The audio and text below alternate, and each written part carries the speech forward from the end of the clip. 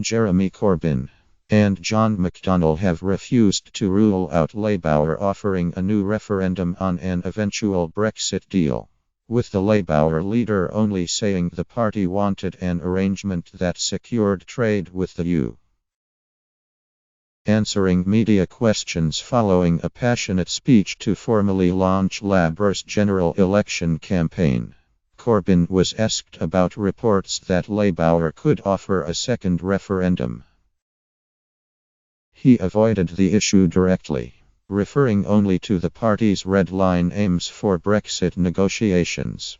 Primarily, it's about getting and retaining tariff-free access to the European market, he said.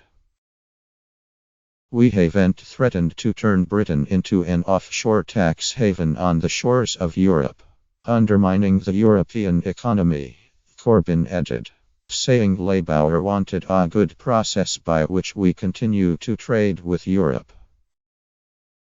McDonnell, the Shadow Chancellor, who was attending the speech in Westminster, was asked the same question repeatedly by reporters afterwards, but declined to give an answer. A spokeswoman for Corbyn said later that the party was sticking with its 6 stipulations for Brexit, including that any deal kept the same benefits as being a member of the EU's single market. Our position hasn't changed and we have laid out our 6 tests for any Brexit deal, she said. We have consistently demanded a meaningful vote in Parliament and, as the government, will bring the deal we negotiate to Parliament before it is finalised to ensure democratic accountability.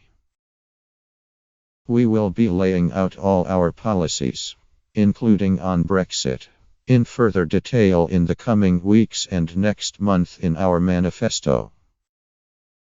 It followed a bullish and impassioned speech by Corbyn in which he characterized the 8 June election as a straight choice between the Conservatives as the party of privilege and the richest, and a Labour party fighting for everyone. It's the establishment versus the people, and it's our historic duty to make sure the people prevail, he said. 2 cheers.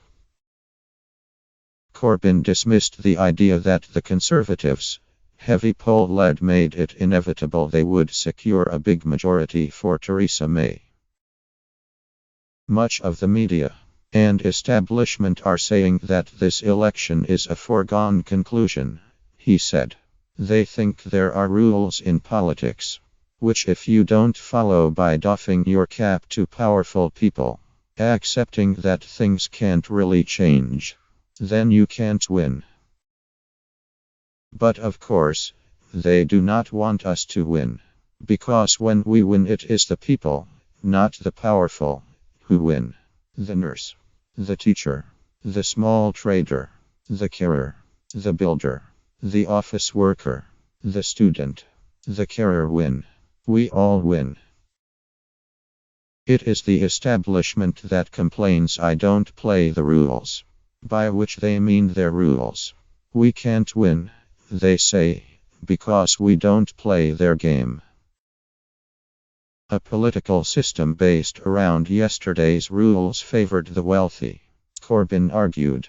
He said, it is these rules that have allowed a cozy cartel to rig the system in favor of a few powerful and wealthy individuals and corporations.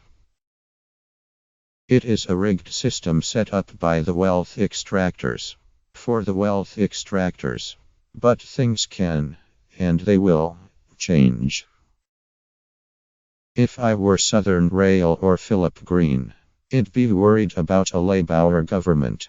If I were Mike Ashley or the CEO of a tax-avoiding multinational corporation, I'd want to see a Tory victory. Why? Because those are the people who are monopolizing the wealth that should be shared by each and every one of us in this country. Everyone, and I mean everyone, has a contribution to make and a life to lead. Poverty and homelessness are a disaster for the individual and a loss to all of us. It is wealth that should belong to the majority and not a tiny minority. He presented Labour's spate of recent new policies. For example, a £10 sterling minimum wage and cracking down on corporate tax avoidance as an alternative to unlock opportunities for every single person in this country.